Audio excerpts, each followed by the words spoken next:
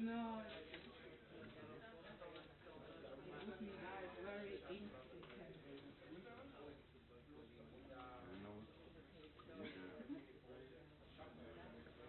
Okay. Thank you. Thank you very much.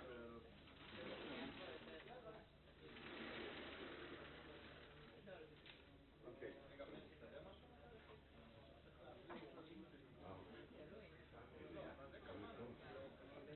L'chaim.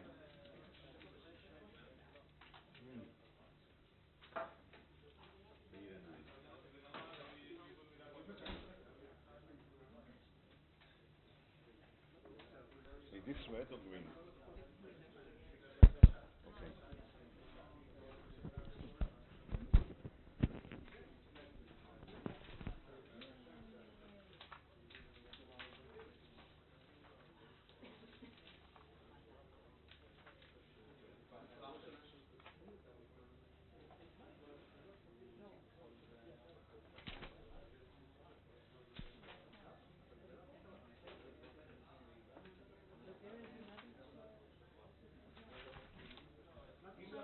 Okay. What I want to do today, first of all, spend a few minutes showing how one can actually calculate the shape of the profile in the ring attractor regime, and then extend the model in some important way. So, okay. So I'm going to remind you that we're talking about a ring with the interactions W theta I minus theta J, which has the form of W0 plus W1 cosine of theta I minus theta J. And then H, the external input, is actually going to be a function of just a constant, H0. So I'm talking now about the case where the input is uniform, and we're talking about W1 bigger than 2, in which case we have symmetry breaking in the terminology of phase transition. It is called the symmetry breaking because everything is uniform with respect to the angles, including the external input. So naively, if you want to respect the symmetry of the system, we will just have a state which is uniform in space. On the other hand, because of this state is unstable, the system converges to a symmetry broken state. The system dynamically breaks the symmetry, the spatial symmetry, and generates a bump of activity. And as I said yesterday, there are many possible positions of the bump. So we have a manifold of solutions, and this manifold is called the ring attractor. It's a manifold of infinite number of possible solutions. All of them have the same shape, but different positions. The positions we denoted by psi. The shape is A. The shape itself is A. I can write it A of theta minus psi, and psi is arbitrary. Okay, so I want to spend a few minutes to show how we can compute, in this case, A of psi. Remember that A, so I can take psi equal to 0 for now, and just write the self-consistent equations for A, which is A equals to F times H0 minus T plus W0 A0 plus A1 W1 cosine of theta, where F in our case is simply a linear threshold, so we can just write it in our notation with square brackets and plus. we have two order parameters, A0 and A1. A0 is simply the mean, the spatial mean of the profile, and A1 is the Fourier transform, the first Fourier transform, so it will be A of theta cosine of theta. To what? No. In my notation, I wrote it for the stationary, but okay, let's leave it as lowercase. Since Gadi is taking notes and he can compare, so I have to be careful. Okay.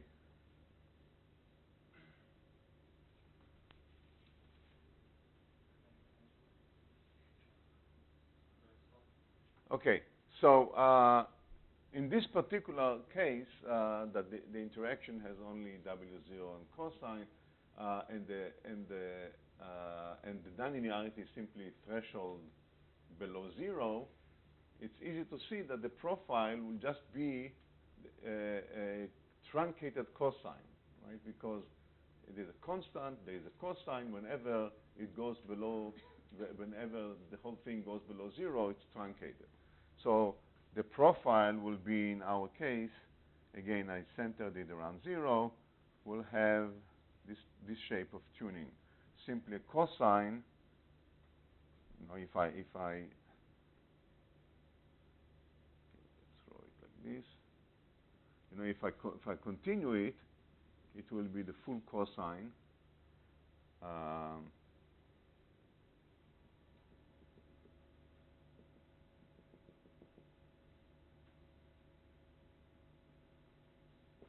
This is the full cosine, this is the inside, but now whenever it goes to 0, I truncate, and I get a narrow profile, which is the thing which is above 0. Okay. So what I can define now, the boundaries, kind of the width of the tuning by theta c. Theta c is the largest angle for which the activity is non-zero. So basically, the width, it parameterizes the width of the tuning, and it's okay. So what is theta c? Theta c is given by this being 0. So theta c is given by the equation that h0 minus t plus w0 a0 has to be equal to minus a1 w1 cosine theta c. Right? What?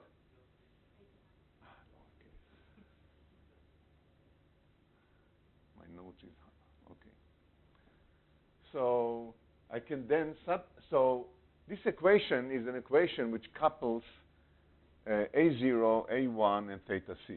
But I can put this, use this, replacing this by this form, and then what we get is that a of theta is simply a1 w1 times cosine theta minus cosine theta c truncate at theta c. Very simple form. This is what I drew there. Okay, so now what is theta c? Well, I can now plug this into A1.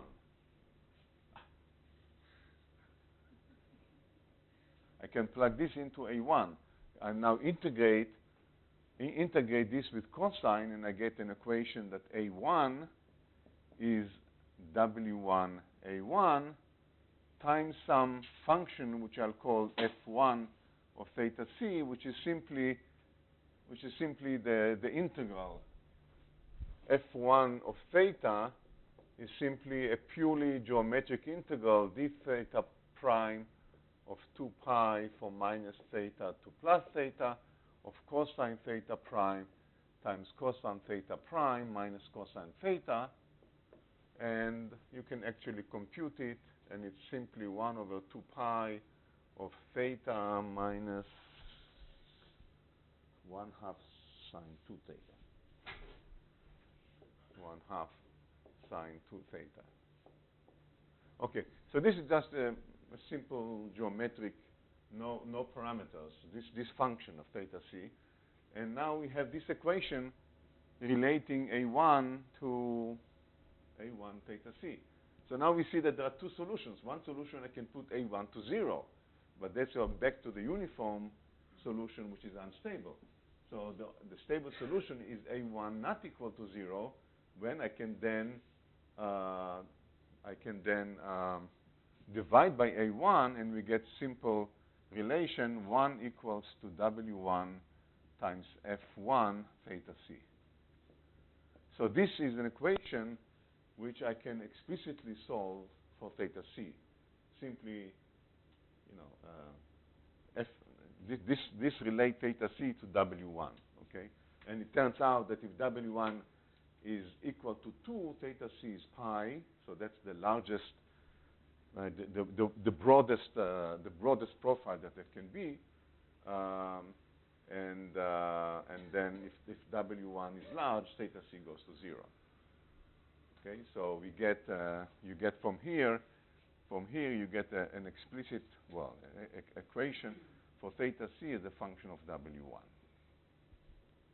So that's nice. We can then, solving this equation, compute the shape of the tuning, right? So the only thing which we need for the shape is simply, here is the equation. Well, except for the amplitude, is simply theta c, right? The width. Okay, so that's the most. That's basically what you get. You get if you plug it, if you solve it, you get a function theta c as a function of W1, starting from 2. It will be pi, and then will go to 0 as W1 increases. So the stronger the modulation, the spatial modulation of the interaction, the narrower the profile becomes. Below 2, you don't have such a solution. When H0 is when H is constant, below 2, then the profile is just uniform, so it doesn't have this structure at all.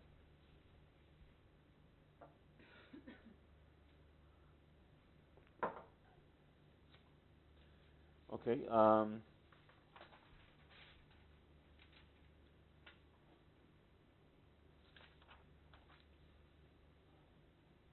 right. So now, what about the amplitude of the profile? What can I say about A0?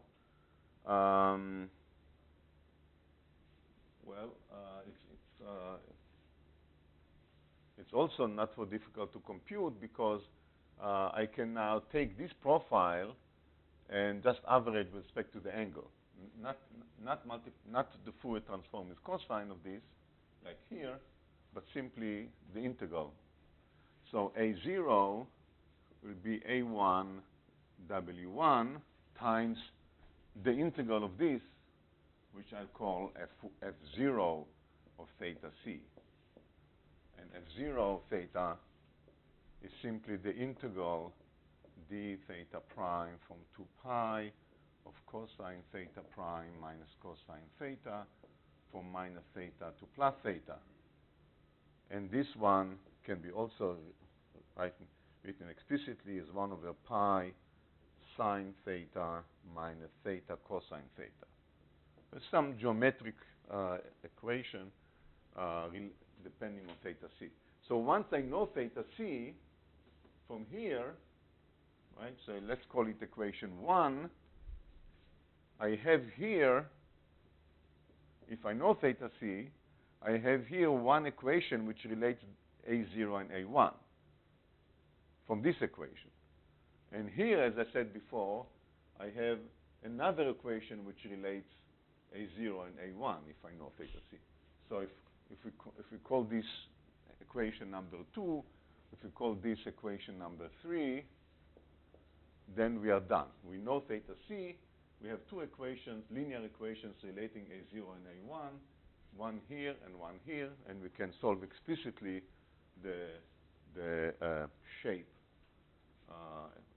A0, which is the amplitude. A0 is, A1 is the amplitude here, and in order to solve for A1, I have to solve both equations, 2 and 3. So it's just algebra, but it's straightforward algebra, and it's a nice exercise because typically when we have to compute spatially modulated profiles of activity, it's numerical, it's even if we use mean field equations, we have to sort of work hard to solve these equations, or we simulate the entire network and so on. And what I've shown you here in terms of the methodology is, first of all, we take the continuum limit to reduce everything to few order parameters, A0, A1, and psi. And secondly, with this simple nonlinearity, you can actually compute everything explicitly and find out how it depends on H0, whether if H0 is thought as a constant, as a contrast, one can show that you can see from here, by the way, that theta c does not depend on H0, only on W1, which means that if I increase H0, what I'll get is precisely the same shape, but a larger amplitude. Okay, so if I relate these to things like orientation tuning, this will be an example of a contrast invariant responses or population activity, which means that if you change the intensity of the input, you don't change the profile of the activity with giant sensitive magnitude. So this will be changing H0. And this is straightforward coming from this analysis. But the expression for A1 does not depend on H0. So how can you change? What no, the expression of A1, again, you have to solve for A0 and you have H0 here. You have to solve two equations together.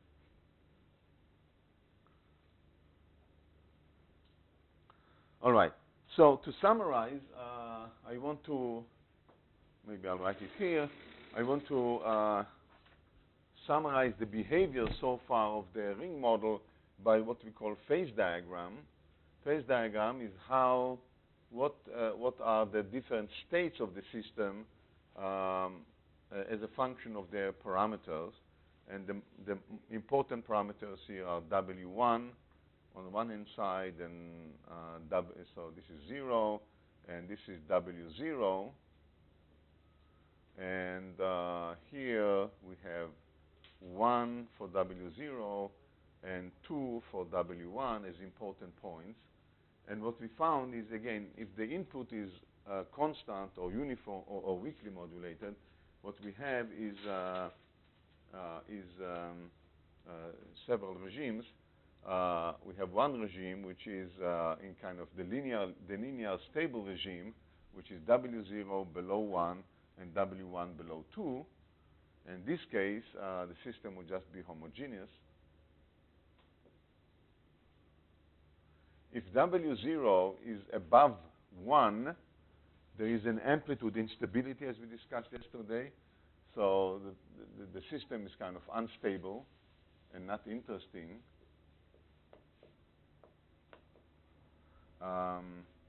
If W0 is below 1 and W1 is above 2, we have our ring attractor. It turns out, and I won't go into the details, it turns out that the amplitude instability when you are here has this form. So there is all this region is unstable. But to compute this line of instability, you have to do some further analysis, and I won't go into this. So basically, these are the interesting regimes. The homogeneous regime here, kind of boring regime, but important to note. The ring attractor is this regime, and then bounded by the amplitude instability which is simply beyond which the system is kind of not interesting. This goes down. Okay, this is what is called the phase diagram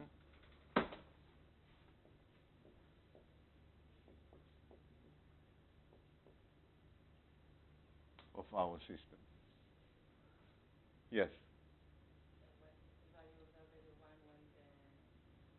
Well, you have to do further analysis of stability. I just computed here. I just computed the solution, but you can ask whether it's stable or not. It turns out that if W0 is even if it's below 1, if it is above this line, for each W1, this is W1 here, right? So for each W1, there is a maximum value of W0 which will stabilize this tractor. But as I said, this is something which you need more further work, and I don't want to spend our time on that. And H1 is 0 for all these variables? This is all for H1 equal to 0. Now, if you put H1 non-zero here, so there are different possible regimes. So imagine now that you add H1 cosine of theta I minus theta 0. If H1 is small, then basically what will happen is that here you will get some weakly modulated profile because of H1. And here, basically, the profile will remain the same as this one, depending on W1, and H1 will just choose psi to be theta 0. Okay, so that's very important. If H1 is non-zero but small, again, I don't want to talk now about small compared to what, but that's small, then when W1 is bigger than 0, the shape A of theta remains A of theta minus psi remains the same as for H1 equal to 0, roughly, with some small corrections. Okay, but the most important effect of H1 is that psi is not arbitrary, but it's chosen by theta 0. So what it means is that if you think about this as responding to an external input, so rather than thinking about the whole profile being generated by an input, where here there is a very strong excitatory feed-forward drive, and here there is some inhibitory mechanism or threshold which generate this profile, here the idea is different, that the profile is generated intrinsically from the recurrent dynamics. And basically what the external input is doing is selecting among those possible states the state which maximally fits the external input. So H0, what it does, it chooses among all these possibilities the one which with psi which is matches theta 0. So it's a selection. So external input selects among the possible repertoire of intrinsic states the one which matches best matches the profile of the external input, rather than generates the entire profile. So this is a very important, different, alternative view of how the brain interacts with the external world. And of course, it may have, of course, applications to higher cognitive functions where we actually spend most of the time, the brain spends most of the time talking to itself while integrating some evidence from the outside world. Okay, but I want to switch now to an extension of this model to explore the possibility of having a spatial temporal pattern rather than a fixed point. This is a stationary state. Each one of those is stationary. Stationary is equivalent to static. It's basically a fixed point of the network rate dynamics. And we want to ask, are there possibilities, extension of the model such that you will get something which has dynamics in it as the long-time solution. Okay, so it turns out that there is such a very nice extension of that, which might be actually relevant to the kind of phenomena that we talked about, such as head direction cells, and ultimately also to grid cells. So, what is this? Okay. So again, for simplicity, I'm going to remain in the regime where H0 is where H1 is 0. So network has a uniform, the same ring. Network has a uniform input, but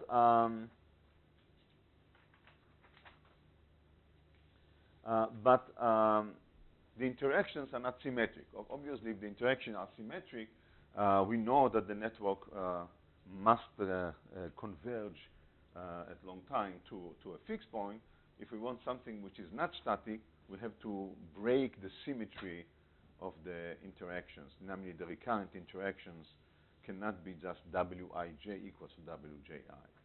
So so the topic now is traveling.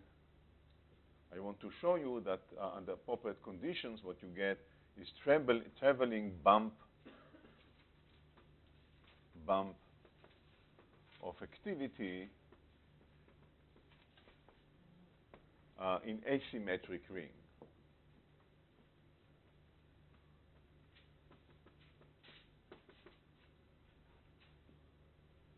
Okay, so everything goes through. I don't want to repeat again the model, the ring, and so on, except that Wij, which is still the interaction from neuron J to neuron I, is still up to 1 over n.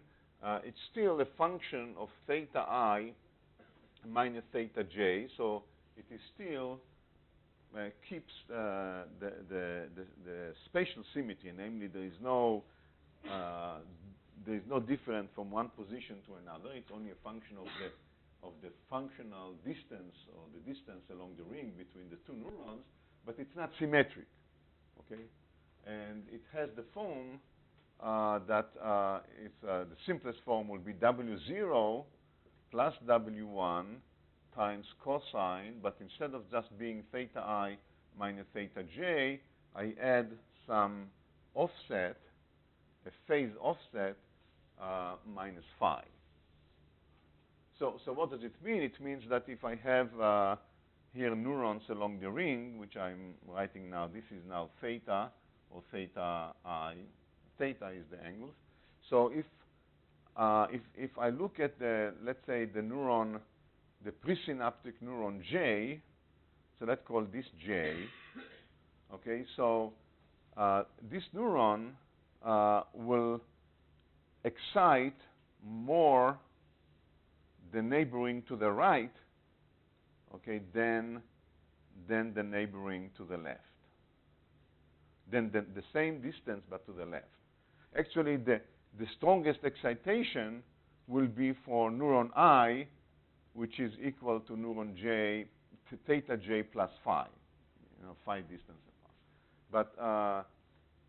But anyway, phi we are going to assume phi small soon, but that's the important change. That now interactions going to the right are stronger than the corresponding interactions going to the left.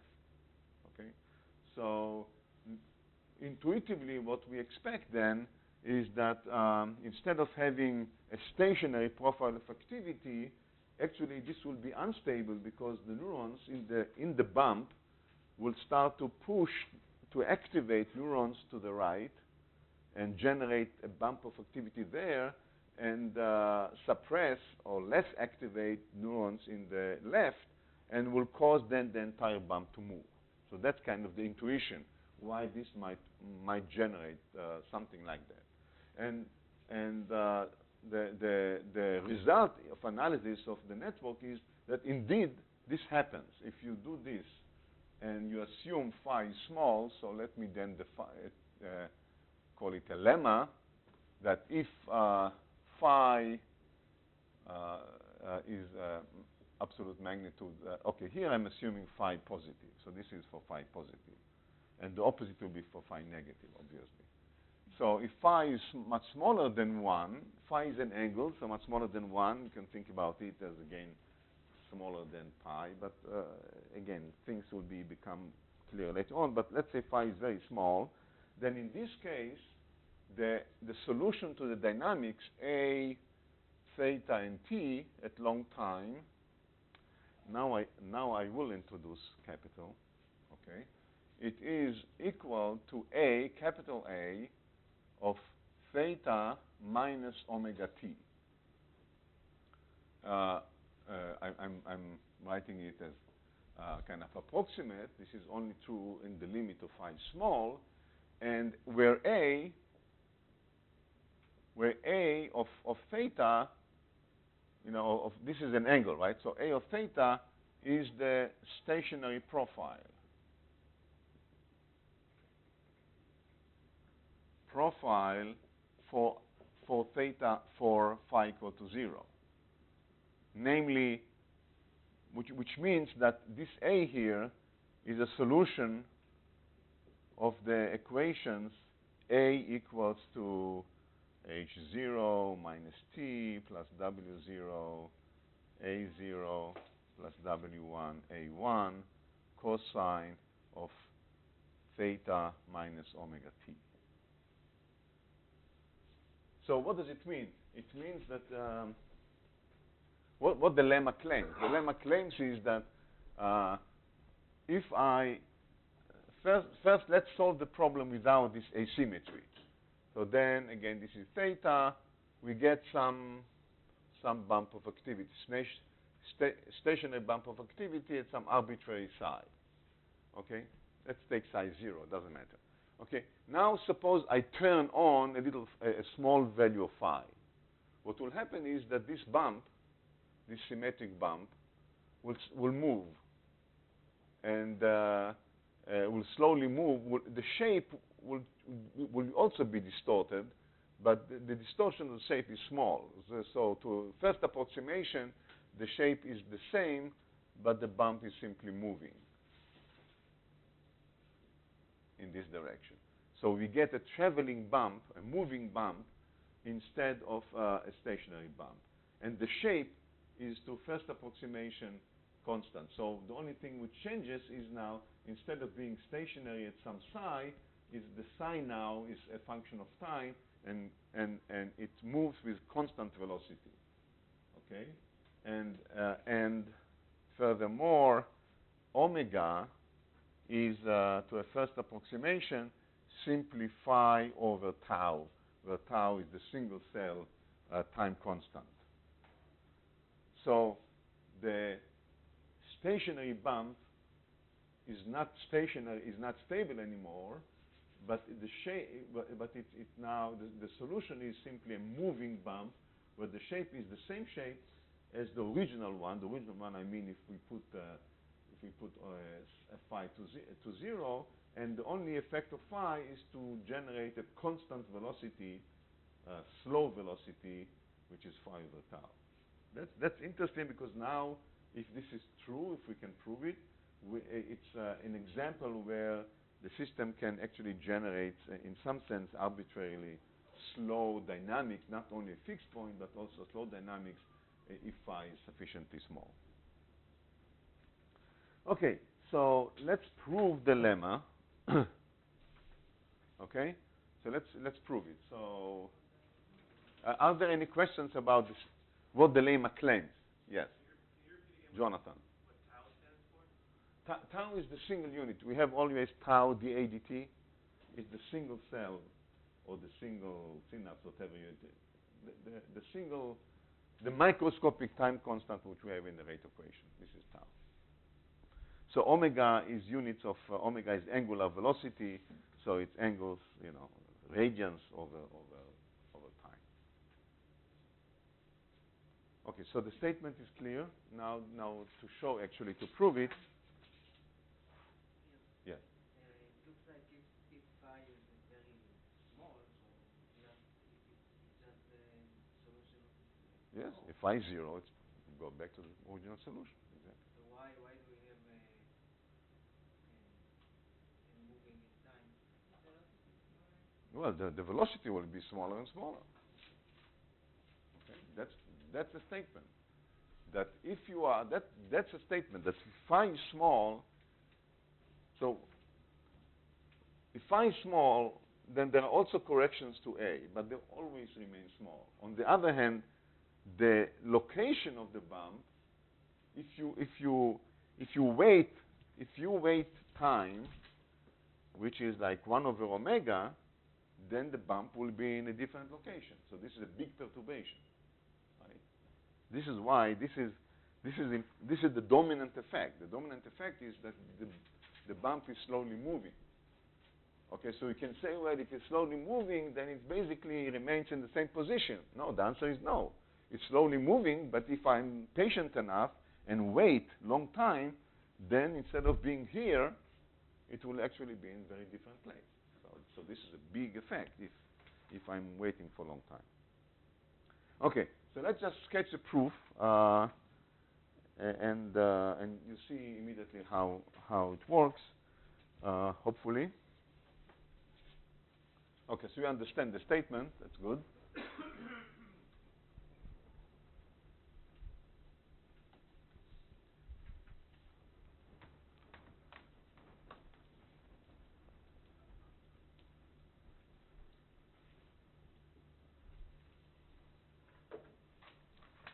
All right, so let me then assume that this is the solution, plug it into the dynamic equations, and actually show that it solved the equation.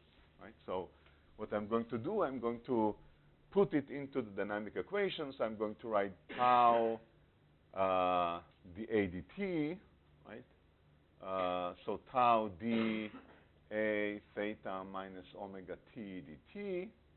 Right? This is equals to minus a theta minus omega t plus f, and again f we have what? We have wh0 minus t plus w0 a0. This is constant, but now we have plus w1 a1 cosine of theta minus omega t, and then we have plus w1 phi times a 1 times sine of theta minus omega t close parenthesis. I simply put into the general equation. In general equation, there will be here cosine. There will be cosine of theta minus omega t minus phi, but already used the extension, right? So this is why I have cosine and sine. I'm already using, okay, so I'm using the expansion that this is w0 approximately w1 cosine theta I minus theta j plus w1 phi times sine of theta I minus theta j. So if you plug it back into the equations, that's what you get here. Okay, that I have to show. That I'm saying if my ansatz is correct, if the lemma is correct, then this should be an equality.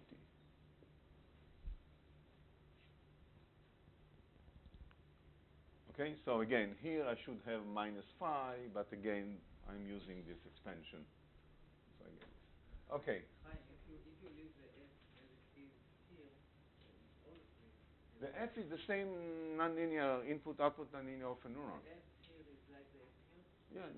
Well, yeah, because in the equations, that's the dynamic equations are tau dA dt equals to minus A plus F.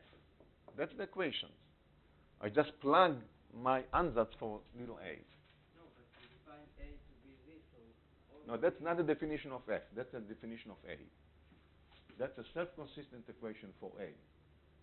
You know, if you integrate over you know, you do Fourier transform of this, you get equations for A0 and A1. That's not the definition of F. F is a single neuron input-output. You had not been here yesterday. Okay. All right. So that's fine. I'll leave you with suspense because Haran doesn't let me go on. And that's what we want to show. So this is want to show that this is indeed obeyed. So I'm putting an exclamation mark. And after tea or coffee or whatever, we will see that this is again, that this is indeed obeyed. חיים, הארגומנטים לפי F הזה, זה אותם ארגומנטים שיש פה? לא, בגלל שהאינטראקציות הן, יש להם את הסינוס. ה-A הזה כאן, זה לא שייך ל-F, זה שייך ל-A. ה-A כאן הוא ב-phi equal to 0. כאן אני שם את זה בתוך הדינמיקה המלאה. בדינמיקה המלאה יש את ה-phi. יש את האומגה הזה. עם ה-phi. זה לא שייך ל-F. F הוא input output, זה לא שייך. הצורה של F היא אותה צורה. A מוגדר להיות הפתרון עם phi equal to 0. כאן המשוואה המלאה זה עם phi לא F. אז אני רוצה להראות שהמשוואה הזאת מתקיימת.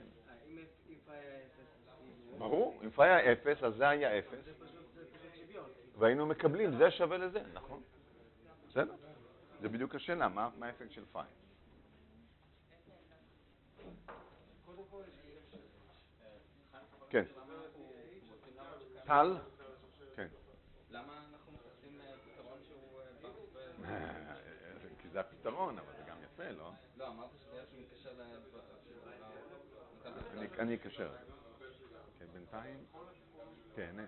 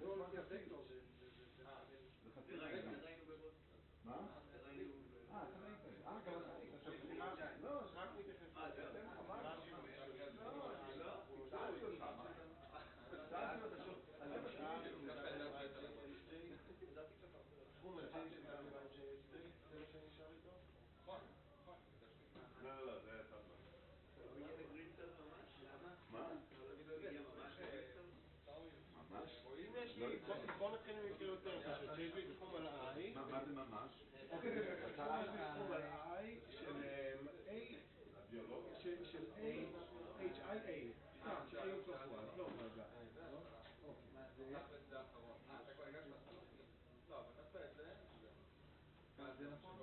זה נשאר, אתה רוצה לגזור את זה לפי HI. לא נעשה פה קבוע, אפילו A. זה לא, זה קבוע. וגם לא היית זה המקסימום, אבל זה שכפת איך אני זה לא קבוע אז אתה צריך לכתוב בהתחלה כאילו יש יושי לא לבלבל, אתה צריך לעשות לגזור לפי אחד ה-H'ים או שתשנה לו את השם פה כדי לא לבלבל או שתגזור לפי אחד אחר בוא נגיד שאנחנו רוצים לגזור לפי H2 בוא נשכח מ-I, בוא נשתמש ב-I אני לא קיבלתי ציונים אבל בגלל היום הוא בדק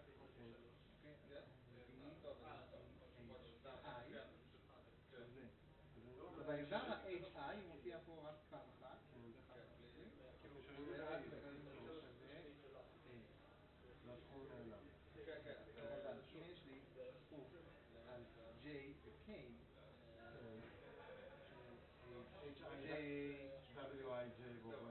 התחיל הגרביץ' טיים הסמסטריאלי. למה? זהו, ויש גרביץ' טיים הסמסטריאלי, לא, עכשיו כאילו משבוע הבא, כל הסמסטר בחיים זה כבר כאילו, כאילו, לא, אני אעבור לעשות, קודם כל זה כבר כיוון מה שאתה אומר לי להחליט, זה כמו משתנה האינטגרציה, נכון? לקרוא לו בשם אחר, כמו תג. זה מה שאני רוצה לגזור. אז אני חושב עכשיו, פה יכול להיות או ש-J שווה ל-I, כן, אני נשאר, נגיד אני אחליט ש-J שווה ל-I, זה נשאר על סיגמה על K, של WJK, HK. זה מה שאני נשאר איתו. לדעת באמת, כאילו, לדעת כל שאלה שאתה מציב לו, אוקיי? כן. בואו נספר. כי מה קורה כשצריך... מה קורה כש-J שווה ל-K? נכון. כן, אומרים את זה. רוב השאלות ששאלות אותו. בואו נעשה זה, באמת שווה לפעמיים, J. מה זה השאלות? זה לא מעניין. כן, אבל אתה כבר נותן לי את השורה התחתונה, ואני מחפש להגיע לשם. מה שאלת? אז אתה אומר, אז נגזור, אתה אומר, אז נגזור לפי זה, אז אני נשאר עם סיגמה על K. זה שווה HI, אז מה זה נותן לי? זה נותן לי WJK, אבל זה עבור K שונה מ-I. אם K שווה I, יש לי H בריבוע, אז זה פעמיים WJK. צריך להכניע את זה, כאן זה K שונה מ-I. כאילו אני אקח את זה קודם כל בשלב הראשון, נפריד את זה לשתי סיגמות ש-J לא שווה ל-K, יהיה לי את זה איזשהו, ועוד פעם אחת ש-J שווה ל-K, כאילו אין סתימה כאן במקרה הזה, HJ ו-H בריבוע, HJ בריבוע, WJJ, כן? אתם תגיע לזה והשמנות שלך HJ בריבוע, WJJ.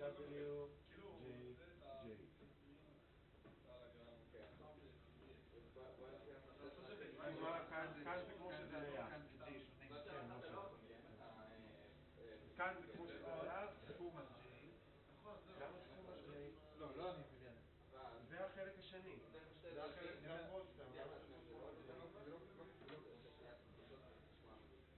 אחת היא לקחת את המשוואה השוויונית של הבעיה הזאת, לעשות את המשוואה טרנספורם, ואז לקבל את המשוואה הופכת למשוואה דיפרנציאלית ממעלה שנייה,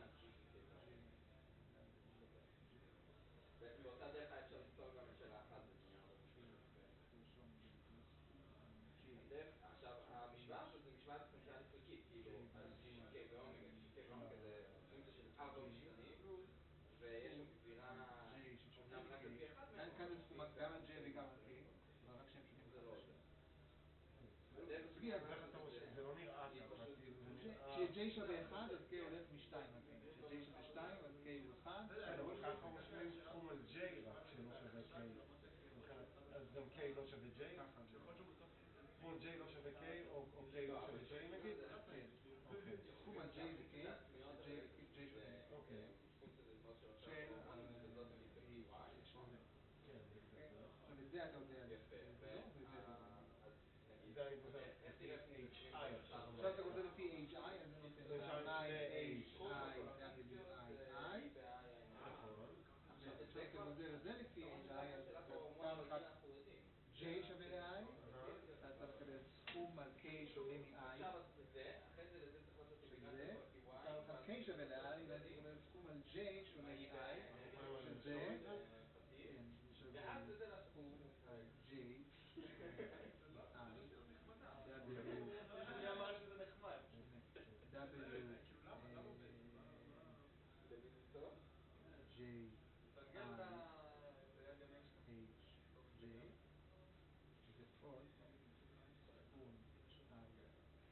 K W I K אבל צריך לקרוא משמאל עכשיו, נכון? K אלה מספרים אז אתה אומר, אז אתה מסתכל על זה, אם אתה מסתכל על זה, אז זה W סימטרי, אז זה שווה לפעמיים פה אתה כבר לא צריך סימטרי פה אתה כבר לא צריך סימטרי זה בלי שזה רשום, זה אותו דבר זה פה השתמשת בסימטרי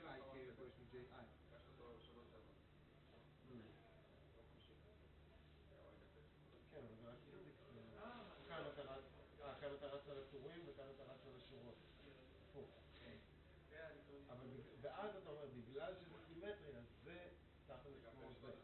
נכון? ופה כאילו אתה משתמש בסימטריה. בשביל המקום הוא צריך לברר פה מה חובת ההגשה. זהו? כן, אני לא מאמין שאני אסתכל שזה עד יום חמישי. אני מאוד אנסה, אבל יש עוד תרגיל בעיבוד מידע ואני משתדל פעם לנקוט לכם ופעם לנקוט להם. טוב, אז מתי כן? עד יום ראשון. תודה. אחרי זה עוד אחד? יש מדיניות מסודרת לחובת ההגשה. יהיו 6 או 7? 5 או 6. עכשיו יש 5, יהיה עוד אחד. ולא יותר. חובת הגשה היא 5 או 6? כן.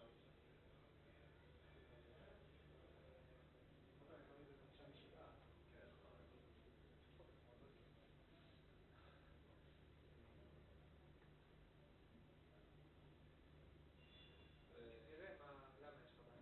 לא, סתם כי כבר יש לנו מבחן על הראשון של סוף מבחנים, אז פחות או יותר עכשיו כבר.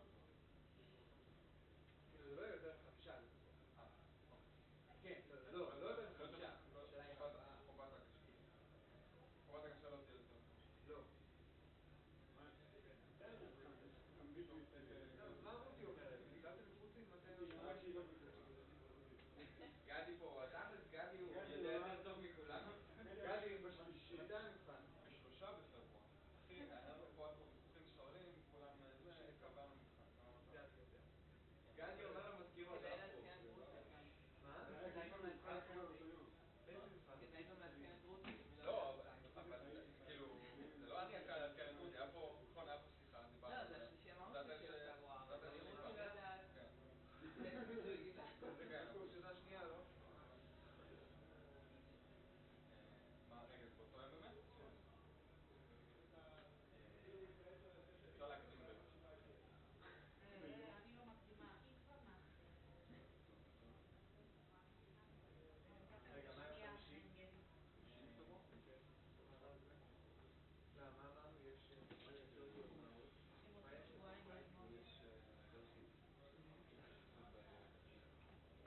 יש בתשיעי? לא, אני לא יודע חמישי. כן, כן. לא, אנחנו כבר קבענו תאריך, חבר'ה, לא בכלל לעשות. אחי, זה האחריות שלך, מה נעשה? איפה היית בצבא? כן, איפה היית? זוכר ללוח חיים יום לפני? לכן דיברנו וקראנו. היה פה... לא יודע, אומרים שצריך הסכמה של שנות תאריך. זה No, מתי תנגד את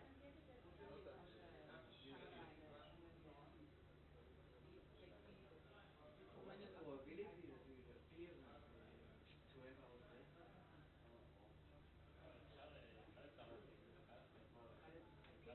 מה עם רגע, כמה אנשים עושים את המבחן הזה? פה? נראה לי רק אני... לא, אבל... Many other people איזה שעה זה מבחן? באותה שעה גם? it shouldn't appear 12 hours later. וואלה, זה יהיה לך התנגשות אצלנו? I was wondering if you were referring to the behavior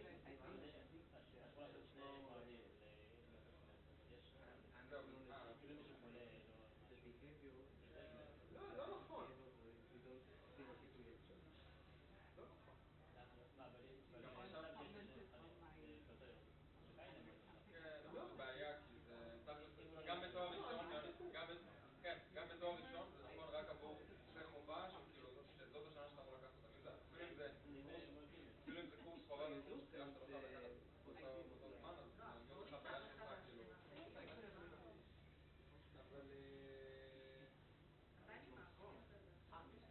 אבל מישהו יתנגד להעניק ביום אחד? אבל אני לא במקביל. אני מעדיף להקדים ביום. הוא טען שאם אני מכיר את הקירוב הזה, אז אני מקווה שמשוואה דינמית הופכת לדבר הזה.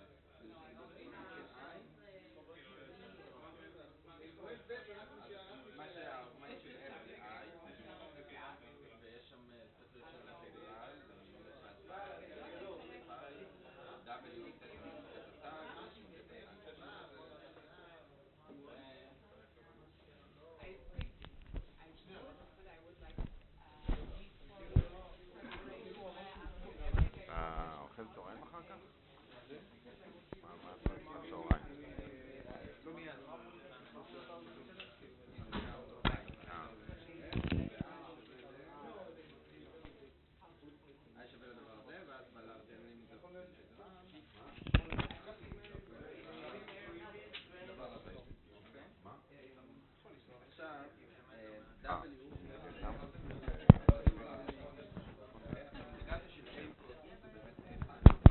אוקיי. רק של A מסינוס זה כבר לא A, זה אמור עדיין להיות A1. מתי יש לך? מה? סליחה? עד איזה שעה יש לך? 3:30, משהו כזה. יש לך אינטגרציה של A עם W. לא, אני אומר, אני צריך לחזור בסביבות 3:30. נוכל לעבור על ה-reviews, על התזה, תגיד מה שאתה. אוקיי. אוקיי. Let's then continue. What happened to the... Maybe there was never. Remind you, I want to... we need to prove this. Again, I want to emphasize this equation here is the definition of A. A is a stationary profile, and therefore, Gadi, it obeys these self-consistent equations where A0 and A1 are, as usual, the zeroth and first Fourier transform of A, so you get self-consistent equations, and omega t is like psi, right? So it's just arbitrary shift, right? So that's what defines A.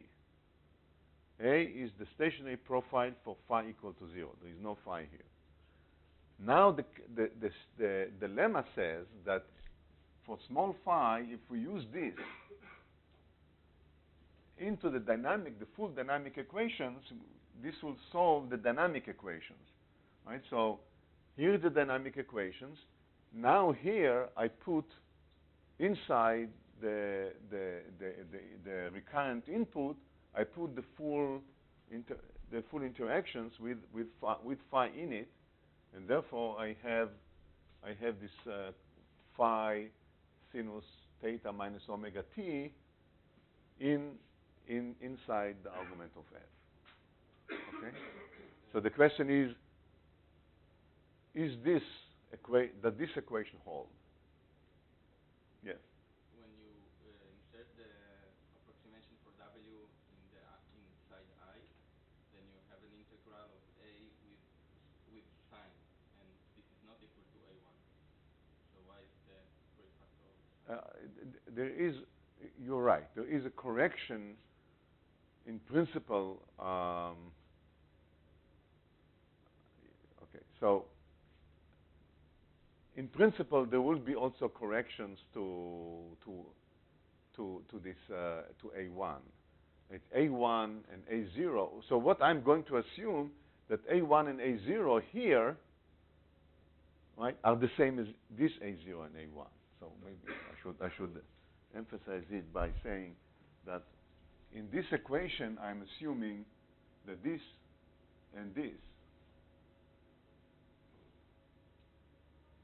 right, are the same as what we had before. Okay, are the same as the stationary or the parameters. Okay, this is only approximately true, but it is fine because the correct, there is phi here, so this is the leading correction. Other corrections additional corrections is that correction to the profile, and will be higher order. So one needs to do some work. So that's not I'm not doing a rigorous proof. I'm just giving you the flavor of the proof. But this is the point. The point is that this phi is the leading correction. The rest will be higher order, and will not change the conclusion, therefore, of the lemma. One has to show, but believe me that this is true. All right. So again, I'm going to assume phi is small and expand this. So I can write this as we have to show that this is equal to minus A of theta minus omega t plus f of h0 minus t plus omega 0 a0 plus, w0 a0 plus w1 a1 cosine of theta minus omega t plus f prime of the full thing, which is I of theta minus omega t in our notation from yesterday, the full input, times, so I'm taking derivative of f, and then I will have here W1 phi A1 sine of theta minus omega t. Again, this is approximation, but to leading order in phi, this is the term which. So we have to show that this is obeyed. Okay, so now we can also we use the fact that A is the stationary solution with phi equal to 0, so this and this are cancelled by the requirement that A is the stationary solution with phi equal to 0. And again, by my statement that this A0 and A1 are the same as the stationary one. Okay? So then what remains to show is that tau dA dt equals to f prime of I minus of I of theta minus omega t. F prime is just the gain, that's the derivative of the function f in this at this point times W1 A1 phi sinus of theta minus omega t. So that remains to show. We have to show this. Okay. Now, however, the reason why this is obeyed is because we can actually compute from here what is the time dependence, right? Because what's happening here? A here is a profile derived from the stationary point, but psi is just moving, right, with omega t. This is, so I can just take a derivative with respect to this argument, omega t. So if I call this equation 1 and call this equation 2, then from equation 1,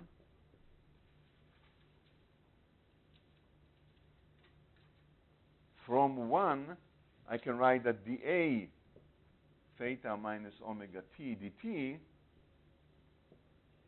is equal by the chain rule if you want, but it's simple. It's just dA, the spatial profile, right, times minus omega, right? Because the time dependence always comes with theta minus omega t. So instead of taking derivative with respect to time, I can derivative with respect to space, and then multiplied by minus omega. Okay, now the derivative with respect to space, I can use this equation. So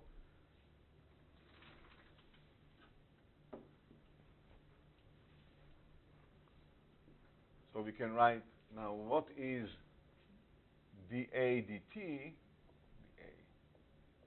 dA d theta, from equation 1, again from 1, I can write dA d theta is equal to the derivative of this times the derivative with respect to theta. So it again will be f prime of I theta minus omega t times W1 A1 times sine of theta minus omega t. And this is cosine, so I'll get minus.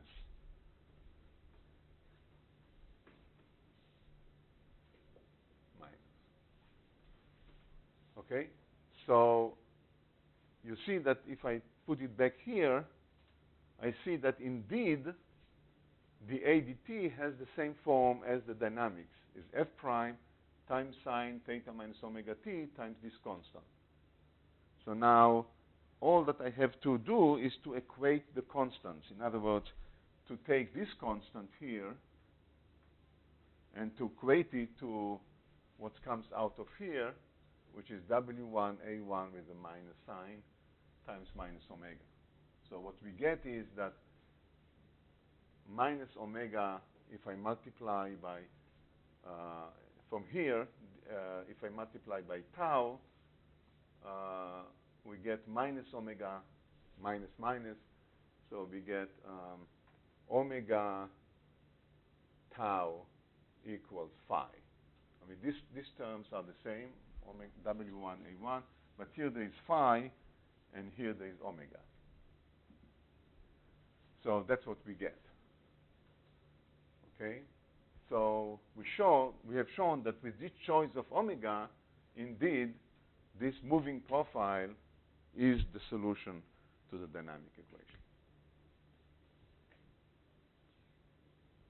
Okay, that's a kind of trick which is common in many in set of dynamical equations where we are searching for kind of a moving solution or traveling wave,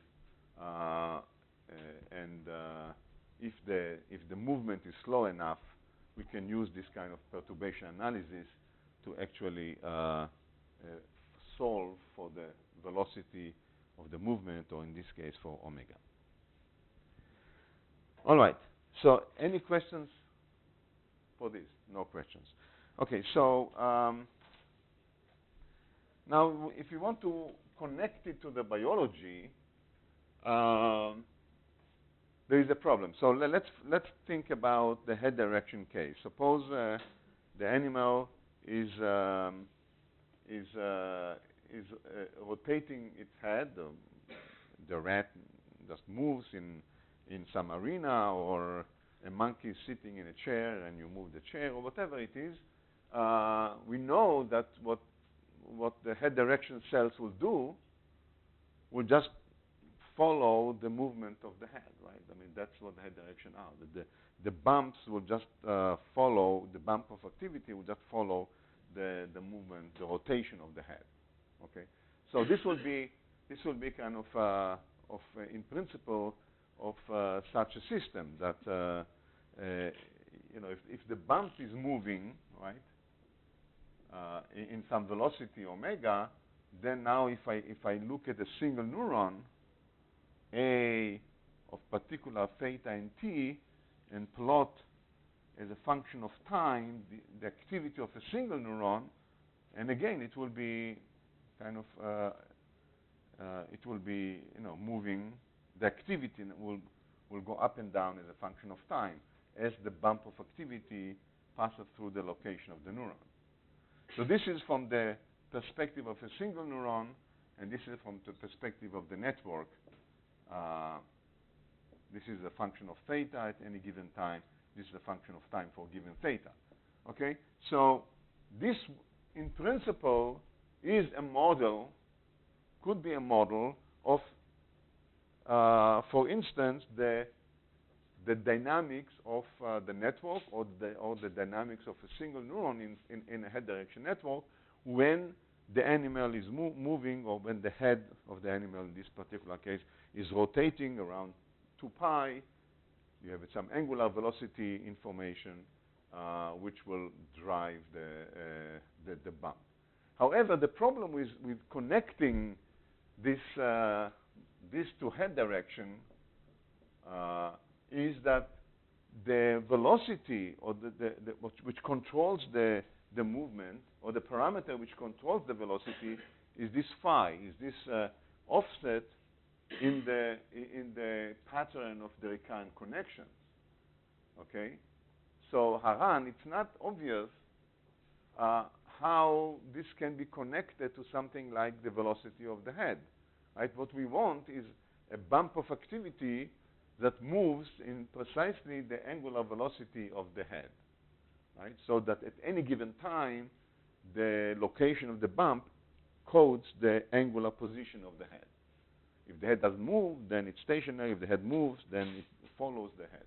Okay, but in this model, it doesn't seem to be feasible such a connection, because this is a structural part of the recurrent connections, and it's not so easy to think about a plasticity mechanism such that when the head moves, it modulates the connection in such a way in how in the anatomical structure of the network to relate phi to the head velocity. And similarly for grid cells in case of positions and so on, or velocity of the animal in 2D. Okay, so we need to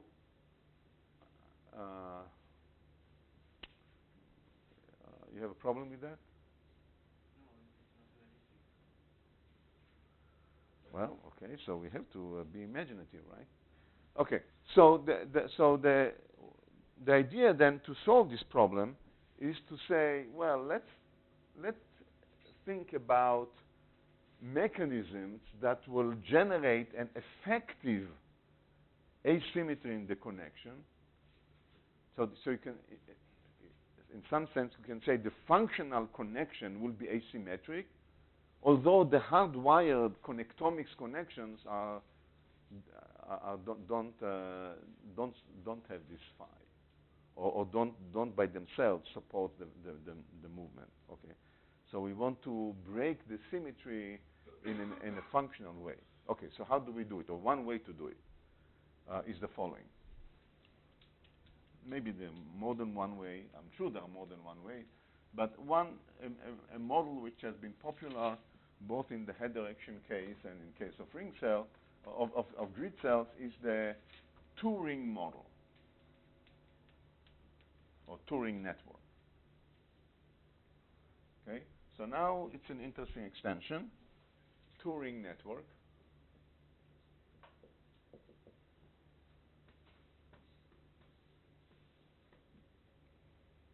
And now the idea is the following. So we have two rings. I'll draw the rings as lines, but I mean again the same kind of periodic boundary conditions of angles. But imagine there are two populations of neurons with very similar architecture to each other, but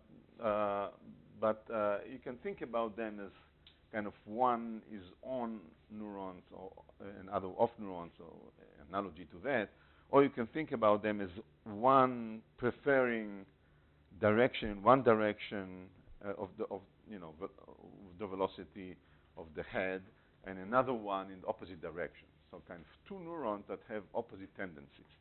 Okay, so what does it mean? So call this right ring and left ring. Okay. And we're going to assume that the interaction in the right ring is the same as what we had before. So the recurrent interactions are strong in the right ring in the left direction and weak in the right direction and weaker in the left direction. And similarly here, the interactions will be the opposite. Will be strong in the left and weak in the right. So each neuron in the right ring is kind of getting net push to the right. Each neuron in the left ring is getting net push to the left. Okay. Again, this will be phi, and phi will be small as before. So here the recurrent connections will be theta I minus theta j minus phi, as we had before, and here it will be W of theta I minus theta j plus phi. The same phi. Yeah. It's of course an idealized situation, but nevertheless the principle will be obvious. Okay. So another element that we will put is connecting the two rings. So so this is kind of R connections. This is kind of LL connections, but now we want also to connect the two rings. And basically what we will do is to say, well, this ring, for instance, that gets a push to the left from inside the ring will get a push from the right to the opposite direction. So the connection to this neuron from here will be strong, and the connection from here will be weak, and vice versa. So in other words, each ring experiences a push to one direction from the within connections, and to the opposite direction from the other ring.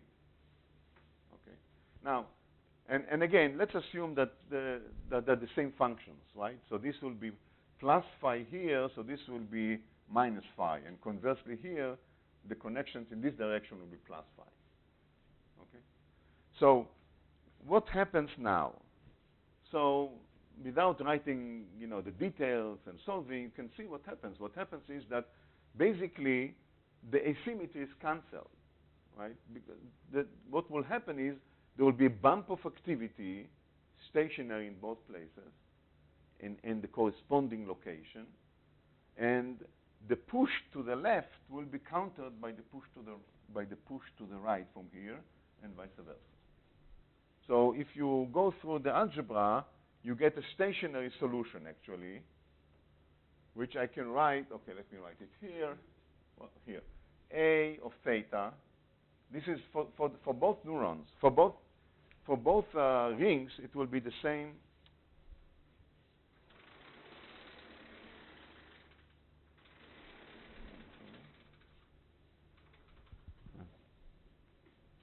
טוב, זה ברצפה, זה כנראה לא.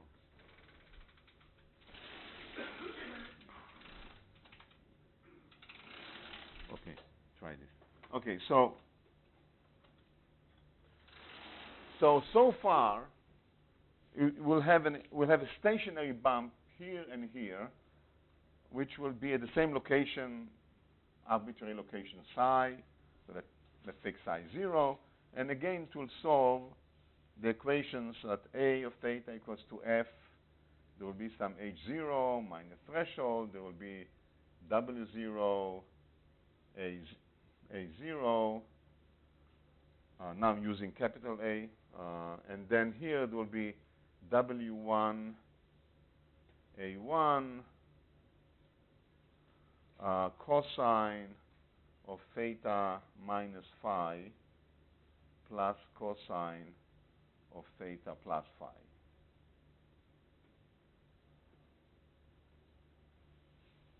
This is again for the simple case that W has only cosine terms in it.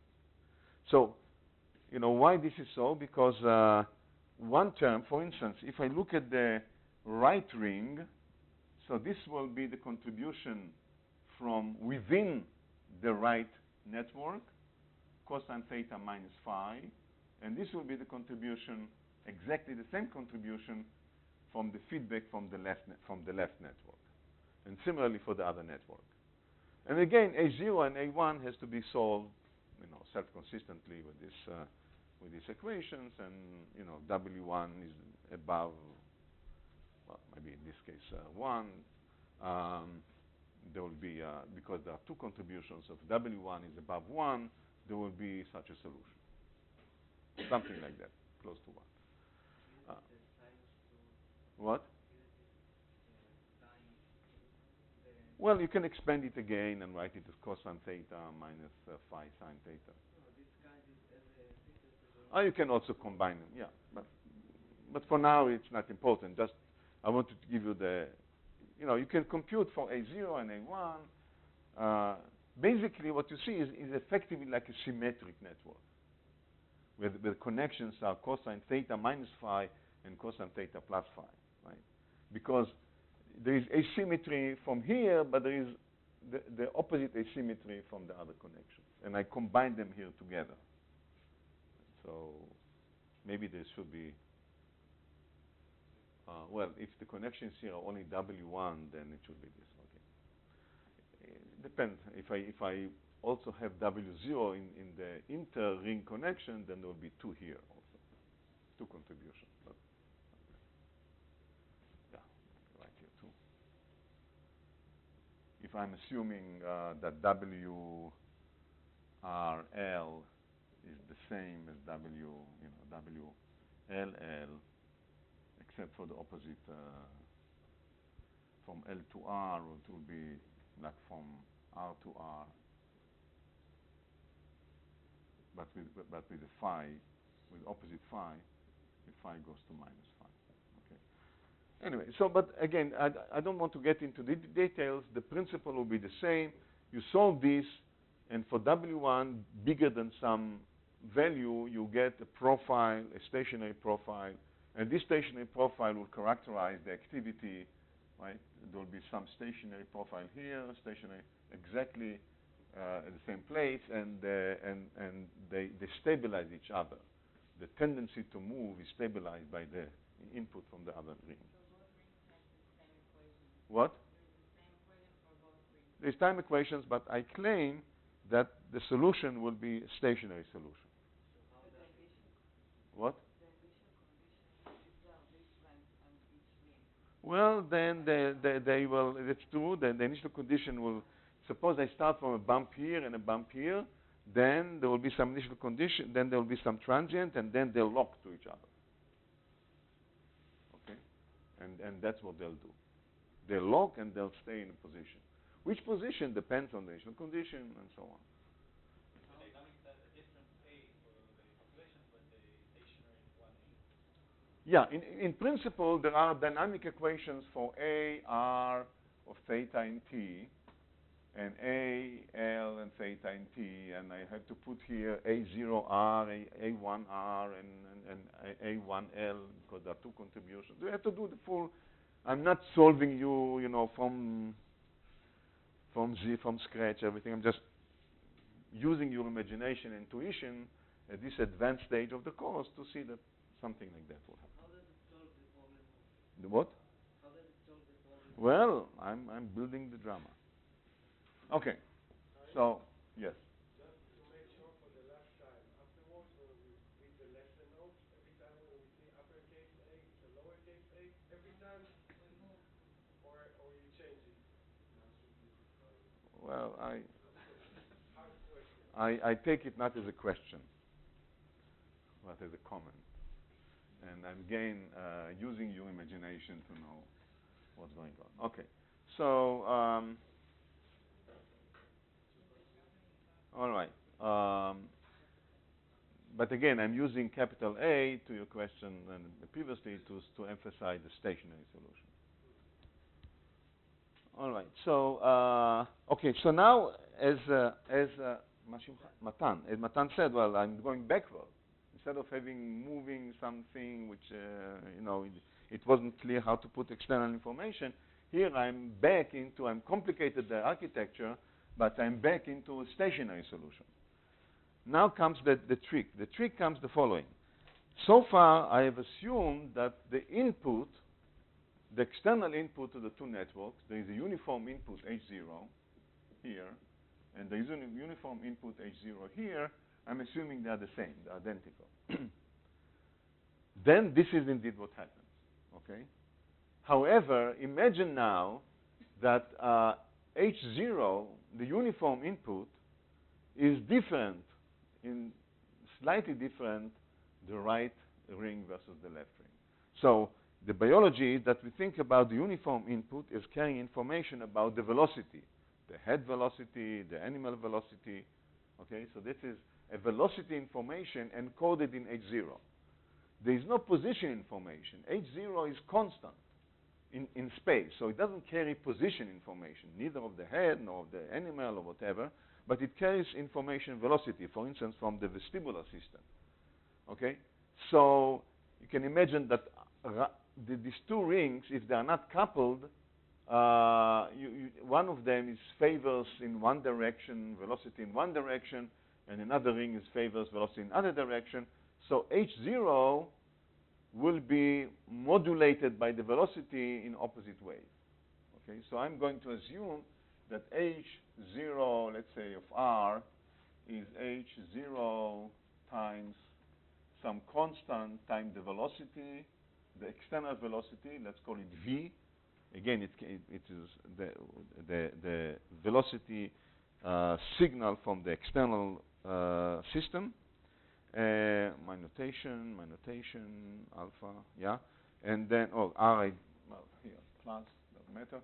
And H0L is H0 times 1 minus alpha V.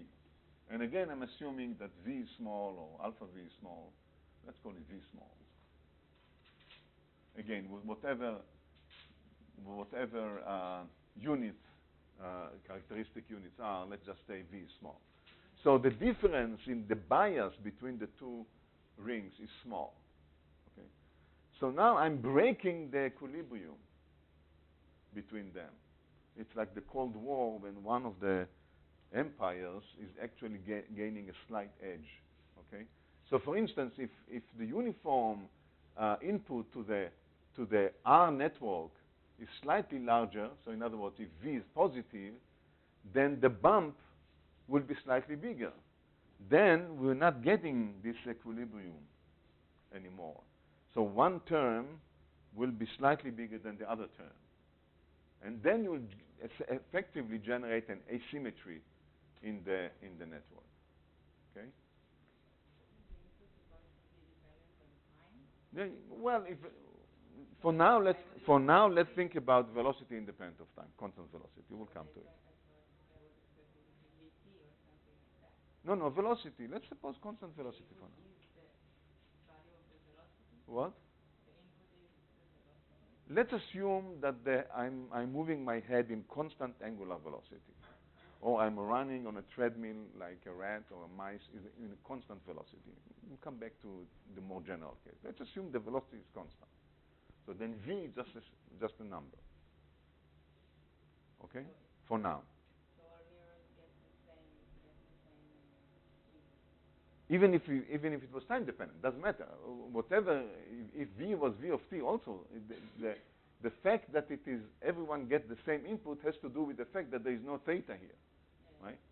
So it's a uniform input, and let's assume constant in time, and V is just a constant velocity. Let's assume the case where the head is moving in constant angular velocity, or the animal is moving on a track or whatever in constant velocity. In the case of Gritzer, okay? So, but basically what I'm saying is that this symmetry is the symmetry between the input from one ring to the input of another ring. So if you force the system to be in kind of stationary bumps in the same location, it's not going to stay there because the effective asymmetry between the input from the opposite network relative to the input from within the network. So then the winning one will push the entire thing to move. And to actually see it, again, I'm not doing the full derivation. It's an algebra, but I think now you can see the flavor of it, that what will happen is the following. So instead of being in this case, okay, now we'll have is a kind of AR. Okay. So in this case, we'll have kind of moving bump, AR theta minus omega t, where now this AR will have the form of F. There will be H0 times 1 plus alpha V minus T as usual, plus some omega 0, 2 omega 0, 2 W0, A0, but then there will be here plus W1 cosine of theta minus omega T, A1,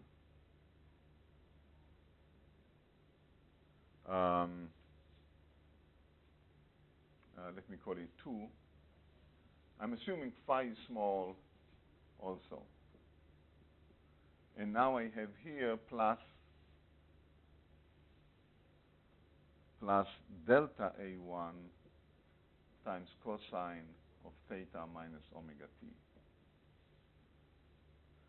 And I'll write the second equation and then I'll explain.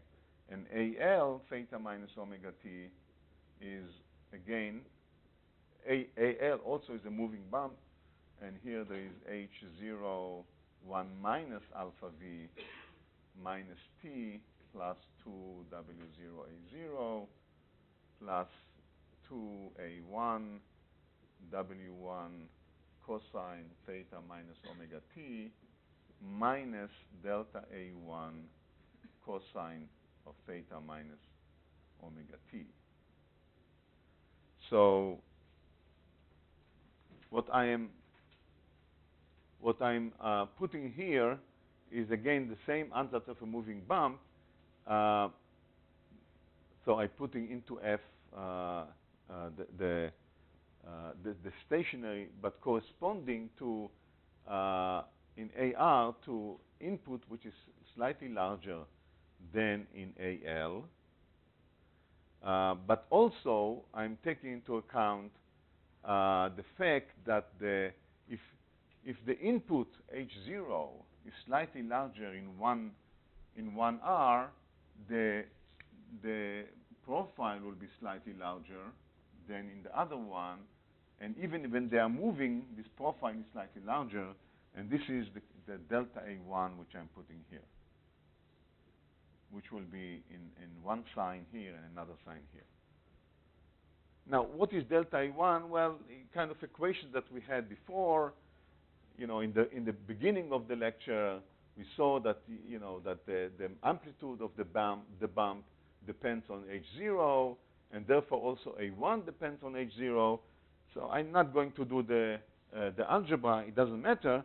But you could imagine that if you do the algebra and you ask yourself how the A1 or the height of the bump depends on H0, you find some term which is proportional to alpha V.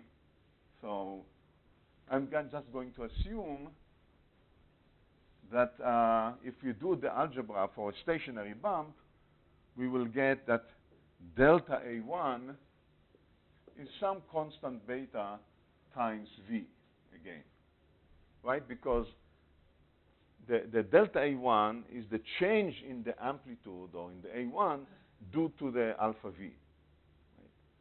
And here it is minus delta A1, here it's plus delta A1.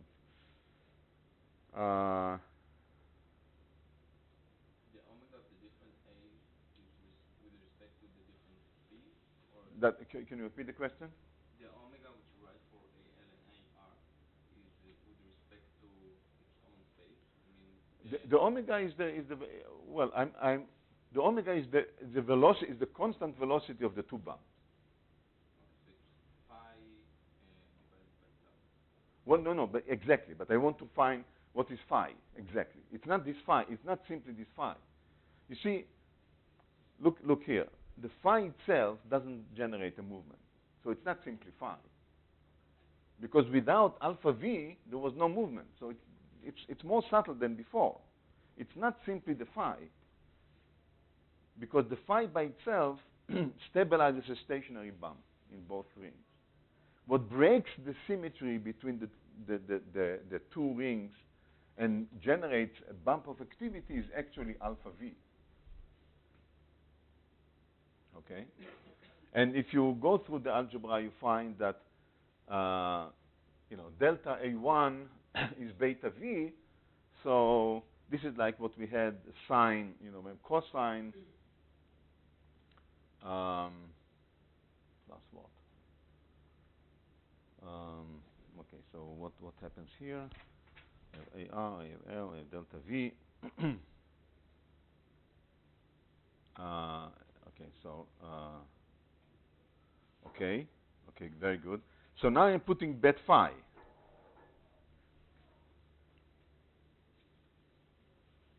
Okay, so what happens if I'm putting back phi? So this is